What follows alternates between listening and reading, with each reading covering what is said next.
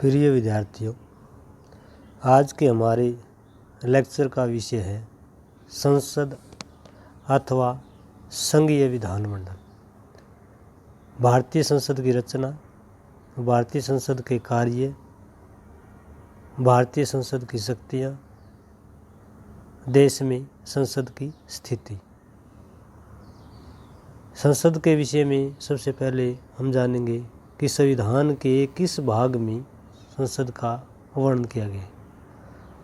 भारतीय संविधान के भाग 2 में अनुच्छेद 79 से अनुच्छेद 123 तक संसद के बारे में विस्तार पूर्वक वर्णन किया गया है। भारतीय संसद में 2 सदन हैं, लोकसभा और राज्यसभा। संसद के 3 अंग हैं, जिसमें लोकसभा, राज्यसभा और राष्ट्रपति। लोकसभा को संसद का निम्न सदन कहा जाता है, जिसका कार्यकाल 5 वर्ष है। राज्यसभा को उच्च सदन कहा जाता है, जिसका कार्यकाल 6 वर्ष है, जिसके 1/3 सदस्य हर 2 वर्ष के बाद रिटायर हो जाते हैं। राष्ट्रपति का कार्यकाल 5 वर्ष का है, जिसकी नियुक्ति निर्वाचक मंडल द्वारा की जाती है और इस निर्वाचक मंडल में लोकसभा, राज्यसभा और राज्य विधानसभाओं के सभी निर्वाचित सदस्य भाग लेते हैं। लोकसभा को आम जनता का सदन भी कहा जाता है, जो आम जनता का प्रतिनिधित्व करता है। राज्यसभा को राज्यों का प्रतिनिधि सदन यानी राज्यों को रिप्रेजेंट करता है और राष्ट्रपति भारत की जनता को रिप्रेजेंट करता है अप्रत्यक्ष रूप से। लोकसभा में कुल सदस्य संख्या आरंभ में 500 थी, उसके बाद इसकी सदस्य संख्या बढ़ाकर के 1987 में 552 कर दी गई। वर्तमान समय में लोकसभा में 543 सदस्य इलेक्टेड और 2 सदस्य एंग्लो इंडियन कम्युनिटी के हैं, नॉमिनेटेड किए गए हैं। कुल 545 सदस्य हैं।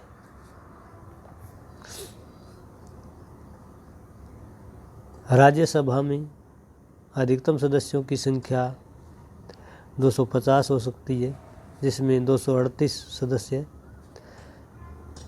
इलेक्टेड होते हैं और 12 सदस्य नॉमिनेटेड यानी मनोनीत किए जाते हैं राष्ट्रपति द्वारा।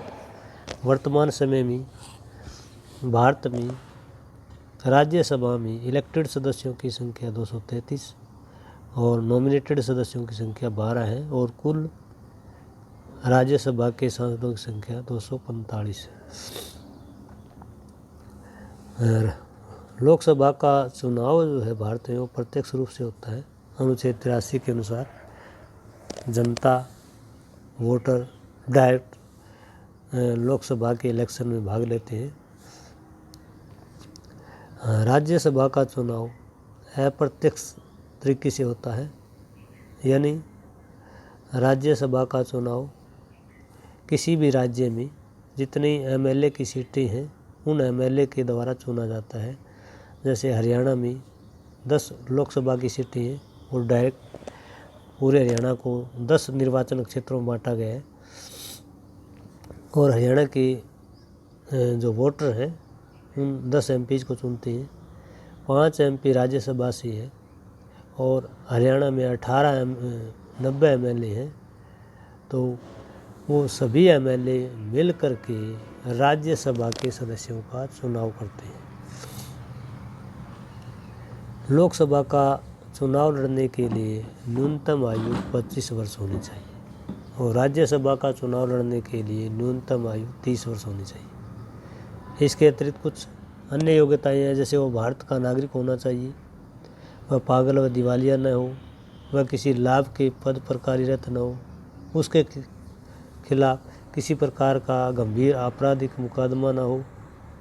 ये सामान्य योग्यताएं लोकसभा और राज्यसभा का सदस्य बनने के लिए निर्धारित की गई। लोकसभा और राज्यसभा की कार्रवाई के वैधानिक रूप से संचालन के लिए गणपूर्ति की संख्या 1/10 दी गई है, यानी कुल सदस्य संख्या का जब तक 10वां भाग प्रेजेंट नहीं होगा तब तक उस वैधानिक कार्रवाई को संवैधानिक रूप से सही नहीं माना जाएगा। तो लोकसभा और राज्यसभा में दोनों ही सदनों में कार्रवाई को सुचारू रूप से संवैधानिक रूप से संपन्न करने के लिए कुल सदस्यों का 1/10 भाग प्रेजेंट होना अनिवार्य है। लोकसभा का नेता प्रधानमंत्री होता है, जिसे दल का नेता भी कहा जाता है, राष्ट्र का नेता भी कहा जाता है, सदन का नेता भी कहा जाता है।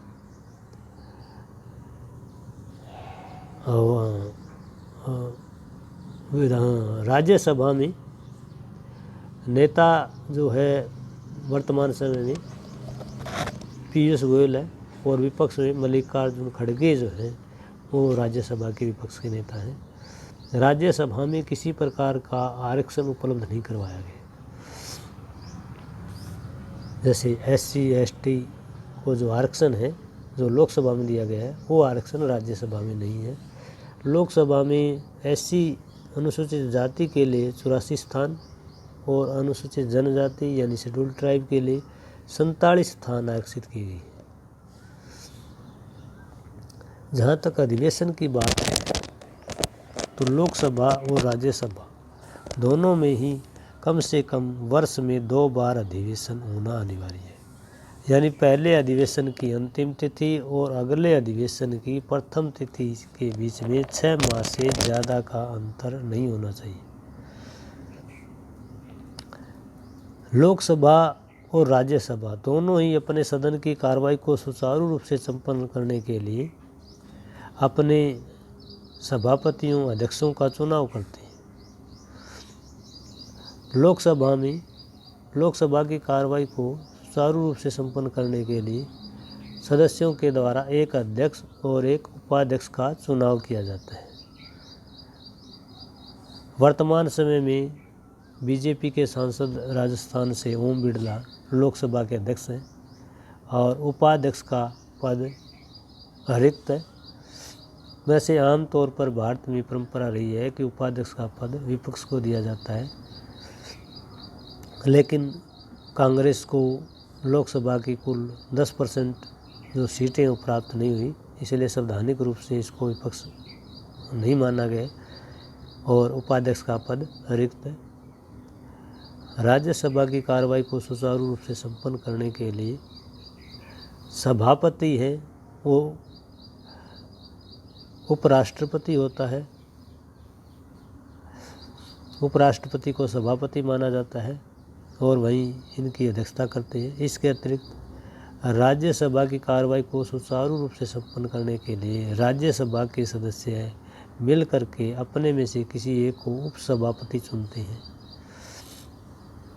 वर्तमान समय में भारत के उपराष्ट्रपति जगदीश धनखड़ है जो राज्यसभा के सभापति हैं और Harivansh Narayan Singh national democratic alliance के जो 9 अगस्त 2018 से राज्यसभा के उपसभापति हैं।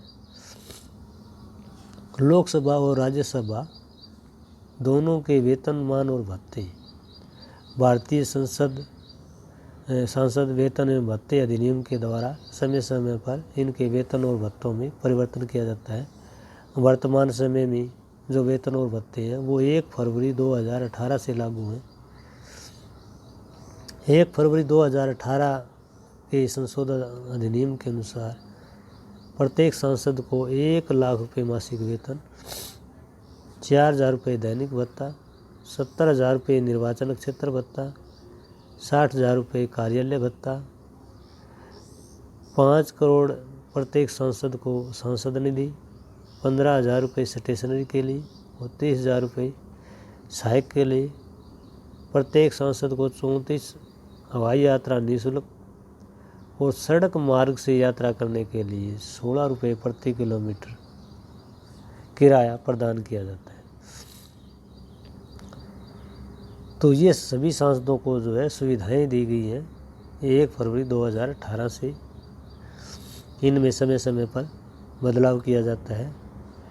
जहाँ तक विशेषाधिकार की बात है तो सांसदों को कई प्रकार के विशेषाधिकार है कि प्रत्येक सांसद को संसद में कहीं कहीं उसकी बात को किसी भी न्यायालय में उसके विरुद्ध कार्रवाई नहीं की जा सकती।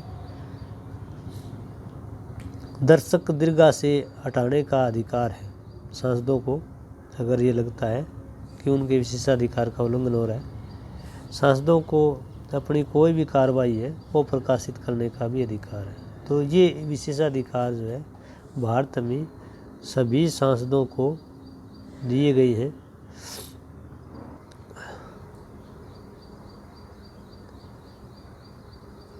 संसद के कार्य एवं शक्तियाँ। भारत में संसद कौन कौन से कार्य करती है, संसद के पास कौन कौन सी शक्ति हैं। संसद जिसमें लोकसभा और राज्यसभा दोनों ही आते हैं। लोकसभा निम्न सदन और राज्यसभा उच्च सदन है। लोकसभा को प्रथम सदन और राज्यसभा को द्वितीय सदन कहा जाता है। लोकसभा आम जनता को रिप्रेजेंट करती है और राज्यसभा राज्यों को रिप्रेजेंट करती है। तो संसद के कार्य क्या है, संसद की शक्तियाँ क्या है, इसके बारे में हम डिस्कस करेंगे। संसद के कार्यों में सबसे पहले वैधानिक शक्तियाँ हैं।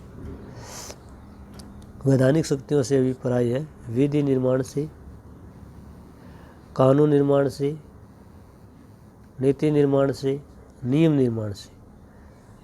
विधियों का, कानूनों का, नियमों का निर्माण करने वाली शक्तियों को वैधानिक शक्तियाँ कहते हैं।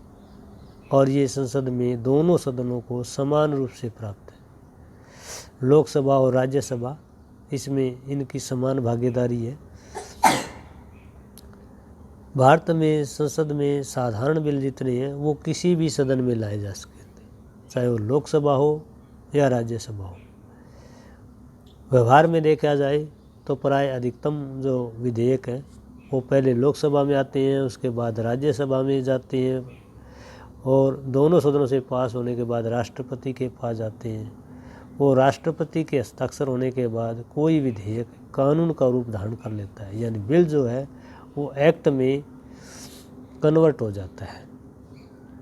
तो वैधानिक शक्तियों में दोनों सदनों को बराबर की शक्ति है। कोई भी साधारण बिल किसी भी सदन में लाया जा सकता है। पहले अगर राज्यसभा में लाया जाता है तो राज्यसभा उसको पास करेगी, उसके बाद लोकसभा पास करेगी, फिर राष्ट्रपति पास करेगा। अगर दोनों सदनों में किसी प्रकार का टकराव है तो 6 मास बाद उसका जो है संयुक्त अधिवेशन बुलाया जाएगा राष्ट्रपति के द्वारा, जिसकी अध्यक्षता लोकसभा का अध्यक्ष करेगा। अब तक भारत में 3 बार संयुक्त अधिवेशन बुलाए गए, 1961 में, 1978 में और 2003 में। और इस संयुक्त अधिवेशन में जीत लोकसभा की होती है, क्योंकि लोकसभा के सदस्यों की संख्या 545 है और राज्यसभा के सदस्यों की संख्या 245 है। लोकसभा के सदस्यों की संख्या राज्यसभा के डबल से भी ज़्यादा है। इसलिए जब भी वोटिंग होती है, ज्वाइंट सेशन होता है, तो जीत जो है वैधानिक जो भी कोई भी बिल है उसको अगर एक्ट में कन्वर्ट करना है तो ज्वाइंट सेशन में लोकसभा की जीत मानी जाती है। संसद के पास जो है कानून निर्माण की शक्तियाँ दोनों सदनों को समान रूप से। संसद के पास वित्तीय शक्तियों से अभिप्राय है कि वित्तीय क्षेत्र में देश की अर्थव्यवस्था के लिए, आय व्यय के बारे में, करों के बारे में संसद के पास कौन सी शक्ति है। अगर वित्तीय शक्तियों में देखें तो लोकसभा ज़्यादा शक्तिशाली है, राज्यसभा को कम महत्व प्रदान किया गया है। क्योंकि कोई भी वित्तीय विधेयक है, वित्तीय विधेयक है या साधारण विधेयक है, ये निर्णय करने का अधिकार लोकसभा के अध्यक्ष को है। और उसके बाद लोकसभा जो वित्तीय बिल है वो केवल लोकसभा में पेश किया जाता है और लोकसभा से पास होने के बाद इस बिल को राज्यसभा 14 दिन तक रोक सकती है। 14 दिन के अंदर वो कोई सुझाव दे सकती है, टिप्पणी कर सकती है। उन सुझावों को, उन टिप्पणियों को मानना लोकसभा के ऊपर निर्भर है कि उन सुझावों को, वो टिप्पणियों को वो मानती है या नहीं मानती है। राष्ट्रपति प्रत्येक वर्ष वित्त मंत्री द्वारा संसद में बजट पेश करवाता है। राज्यसभा को बजट में कटौती करने का कोई अधिकार नहीं है। तो इस प्रकार से वित्तीय शक्तियों में राज्यसभा को कमज़ोर सदन माना गया है। राज्यसभा 14 दिन के अंदर कोई सुझाव या टिप्पणी देती है, उसके बारे में जो है राज्यसभा लोकसभा के ऊपर निर्भर है कि उनको माने या न माने। संसद के पास कार्यपालिका शक्तियाँ भी हैं। कार्यपालिका शक्तियों से अभिप्राय है कि कार्यकारी शक्तियाँ, जिससे प्रत्यक्ष रूप से लोकसभा और राज्यसभा की शक्तियाँ प्रभावित होती हैं। इन कार्यकारी शक्तियों में पहली कार्यकारी शक्ति प्रश्नकाल की है। प्रश्नकाल में जो है प्रत्येक दिन संसदीय कार्रवाई के दौरान प्रश्नकाल होता है और उस प्रश्नकाल में दोनों सदनों को समान शक्तियाँ दी गई हैं। यानी लोकसभा और राज्यसभा दोनों सदनों के सदस्य संबंधित मंत्री से प्रश्न पूछ सकते हैं। तो प्रश्नकाल जो है वो उसमें दोनों सदनों को समान शक्तियाँ दी गई है। दूसरा महत्वपूर्ण कार्यकारी शक्तियों के विषय में वाद विवाद, डिबेट करना। डिबेट में भी लोकसभा और राज्यसभा दोनों सदनों के सदस्यों को समान शक्तियाँ प्राप्त हैं। दोनों सदनों के सदस्य किसी भी प्रकार के डिबेट में भाग ले सकते हैं। स्थगन प्रस्ताव, एडजॉर्नमेंट मोशन में दोनों सदनों को समान शक्तियाँ दी गई हैं। यानी सदन के अंदर सार्वजनिक महत्व का कोई विषय है, उस पर वाद विवाद के लिए स्थगन प्रस्ताव लाया जा सकता है। अगला महत्वपूर्ण विषय है इसमें ध्यानाकर्षण प्रस्ताव, कॉल अटेंशन मोशन। यानी लोकसभा और राज्यसभा, इसमें दोनों सदनों को समान शक्तियाँ प्राप्त है। इसमें मंत्रिमंडल की जब कोई सेशन चल रहा है, उस दौरान मंत्रियों का ध्यान आकर्षित करने के लिए, किसी विशेष मुद्दे की ओर जो है ध्यान आकर्षित करने के लिए ध्यानाकर्षण प्रस्ताव लाया जा सकता है कि जो विषय चल रहा है उसको छोड़ करके एक किसी अन्य महत्वपूर्ण विषय की ओर संसद का ध्यान आकर्षित करवाने के लिए लोकसभा और राज्यसभा दोनों सदनों के सदस्यों को समान शक्तियाँ प्राप्त है। नेक्स्ट है इसमें निंदा प्रस्ताव, सेंसर मोशन। निंदा प्रस्ताव जो है वो लोकसभा के सदस्य मंत्रियों के विरुद्ध ला सकते हैं। इसमें किसी एक मंत्री या संपूर्ण मंत्री परिषद के कार्यों की निंदा की जा सकती है। नेक्स्ट कार्यकारी शक्ति अविश्वास प्रस्ताव, मोशन ऑफ नो कॉन्फिडेंस। यानी मंत्रिमंडल में किसी प्रकार का विश्वास का न होना, सरकार में विश्वास का न होना अविश्वास प्रस्ताव कहलाता है। और ये केवल जो है लोकसभा में ही पेश किया जा सकता है, राज्यसभा के सदस्य पेश नहीं कर सकते। अविश्वास प्रस्ताव लोकसभा ला सकती है, राज्यसभा नहीं। जैसे 1998 में अटल बिहारी वाजपेयी की सरकार के विरुद्ध अविश्वास प्रस्ताव पारित किया गया था और सरकार एक वोट से हार गई थी और दोबारा चुनाव हुए थे। संसद के पास जो है निर्वाचन शक्तियाँ भी हैं। निर्वाचन शक्तियों का मतलब जो है सदस्यों का चुनाव करना, चुनाव में भाग लेना, पदाधिकारियों का चुनाव करना। और इन निर्वाचन शक्तियों में लोकसभा और राज्यसभा को लगभग समान शक्तियाँ प्राप्त हैं। जैसे लोकसभा अपने में से ही किसी एक को अध्यक्ष और दूसरे को उपाध्यक्ष चुनती है। इसके अतिरिक्त लोकसभा के सभी निर्वाचित सदस्य राष्ट्रपति के चुनाव में भाग लेते हैं, मनोनीत सदस्य राष्ट्रपति के चुनाव में भाग नहीं लेते। उपराष्ट्रपति के चुनाव में लोकसभा के सभी सदस्य भाग लेते हैं, जिसे मनोनीत और निर्वाचित दोनों सदस्य होते हैं। इसके अतिरिक्त सार्वजनिक लेखा समिति, अनुमान समिति इत्यादि समितियों का चुनाव भी लोकसभा सदस्यों के द्वारा किया जाता है। राज्यसभा के सदस्य अपने में से किसी एक को चुनाव के द्वारा उपसभापति चुनती है। राज्यसभा के सभी निर्वाचित सदस्य राष्ट्रपति के चुनाव में भाग लेते हैं। राज्यसभा के सभी सदस्य चाहे वो निर्वाचित हों या मनोनीत हों उपराष्ट्रपति के चुनाव में भाग लेते हैं।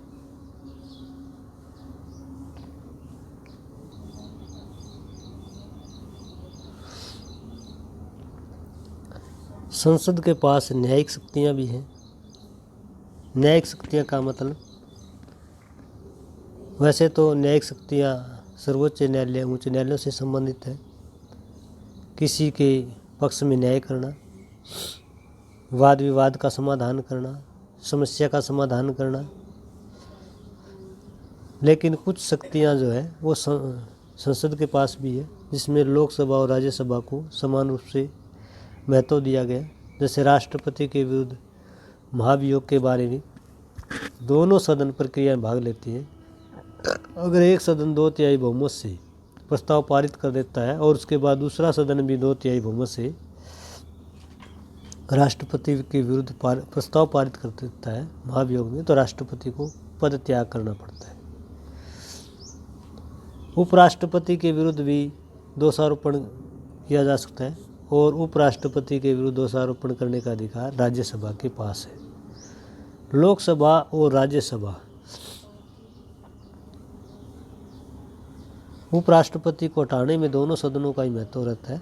हालांकि दोषारोपण जो है वो राज्यसभा कर सकती है, उसके बाद अगर लोकसभा भी वही प्रक्रिया दोहराती है, प्रस्ताव पारित करती है, तो उपराष्ट्रपति को भी पद त्याग करना पड़ता है। लोकसभा और राज्यसभा द्वारा उच्चतम एवं उच्च न्यायालय के न्यायाधीशों के विरुद्ध महाभियोग का प्रस्ताव भी पारित किया जाता है। ये दोनों सदन वैसे ही पारित करते हैं जैसे राष्ट्रपति के विरुद्ध। इसके अतिरिक्त महान्यायवादी, मुख्य चुनाव आयुक्त, comptroller come auditor general of India यानी नियंत्रक एवं महालेखा परीक्षक के विरुद्ध भी दोनों सदन प्रस्ताव पारित करके उन्हें पदच्युत कर सकते हैं।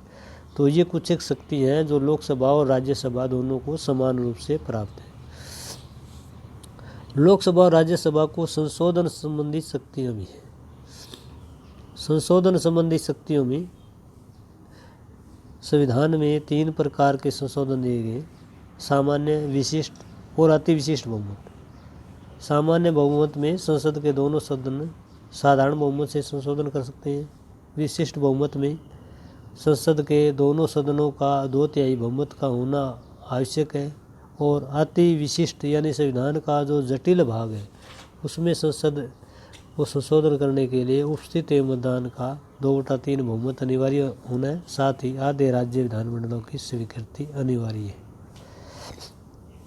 अगर दोनों सदनों में किसी प्रकार का गतिरोध होता है तो इसकी जो समाधान की प्रक्रिया है उसका कहीं पर संविधान में वर्णन नहीं किया गया है। तो संशोधन संबंधी शक्तियाँ भारतीय संसद के पास। संसद के पास राज्य सूची से संबंधित शक्तियाँ भी हैं। ऐसे विषय जो राज्य सूची में दिए गए हैं उन पर कानून निर्माण का अधिकार संसद को होगा। ये शक्तियाँ संसद को दी गई है, विशेष करके राज्यसभा को। यानी भारतीय संविधान का अनुच्छेद 249 कहता है कि राज्यसभा 2/3 बहुमत से राज्य सूची में दिए गए विषय को अगर राष्ट्रीय महत्व का विषय घोषित करती है तो उस पर कानून निर्माण का अधिकार राज्य सरकार को नहीं, संसद को प्राप्त हो जाता है।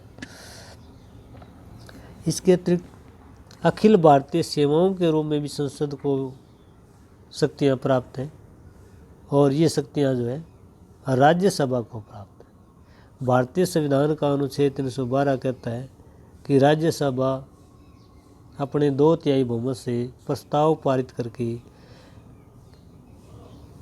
नई अखिल भारतीय सेवाओं की स्थापना कर सकती है। तो अखिल भारतीय सेवाओं की स्थापना करने में राज्यसभा पहल करती है और लोकसभा के साथ मिलकर के वो नई अखिल भारतीय सेवाओं की स्थापना कर सकती है। जैसे वर्तमान में जो अखिल भारतीय सेवाएं हैं, भारतीय प्रशासनिक सेवा, भारतीय पुलिस सेवा, इसी तरह से भारतीय शिक्षा सेवा जैसी जो नियुक्त अखिल भारतीय सेवाएं हैं उनकी स्थापना कर सकती है। संसद के पास संकटकालीन शक्तियां भी हैं। संकटकालीन शक्तियों में आर्टिकल 352, आर्टिकल 356 और आर्टिकल 360 है।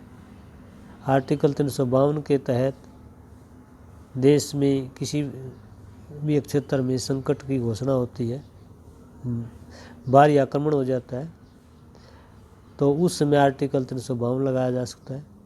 और किसी राज्य की सरकार संवैधानिक नियमों के अनुसार नहीं चल रही है तो उस राज्य में राष्ट्रपति शासन लागू किया जा सकता है। ये आर्टिकल 356 है।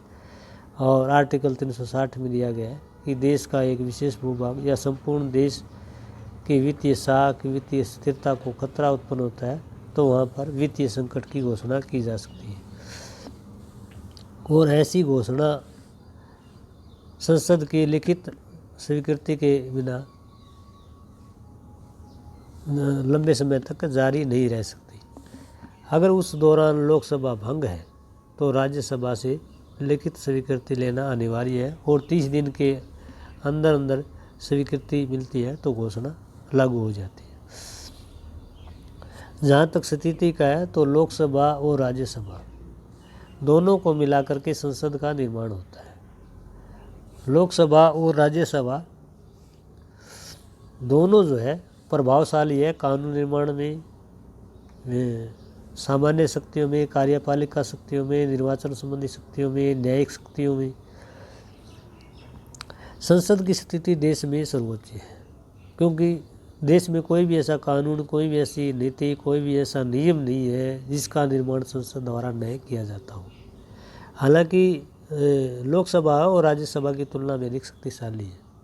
समस्त देश के जो कार्य हैं वो संसद के द्वारा ही किए जाते हैं। अगर दोनों सदनों का तालमेल सही हो, दोनों सदन मिलकर के कार्य करते हैं तो संसद की स्थिति जो है और भी ज़्यादा व्यापक हो जाती है, प्रभावशाली होती है। तो आज का हमारा ये जो टॉपिक था कि भारतीय संसद की रचना कैसे होती है, भारतीय संसद कौन कौन से कार्य करती है, भारतीय संसद के पास शक्तियाँ क्या हैं, भारतीय संसद की देश में स्थिति क्या है, ये लेक्चर यही समाप्त होता है। उम्मीद है आपको ये लेक्चर पसंद आया होगा। अगर पसंद आता है तो आप अपने मित्रों के साथ इसे शेयर कीजिए। अगर आप कहीं किसी प्रकार का डाउट है, कन्फ्यूज़न है, क्वेरीज है तो कमेंट बॉक्स में जा कर के वो ज़रूर नोट कीजिए, उसको रिस्पॉन्ड किया जाएगा।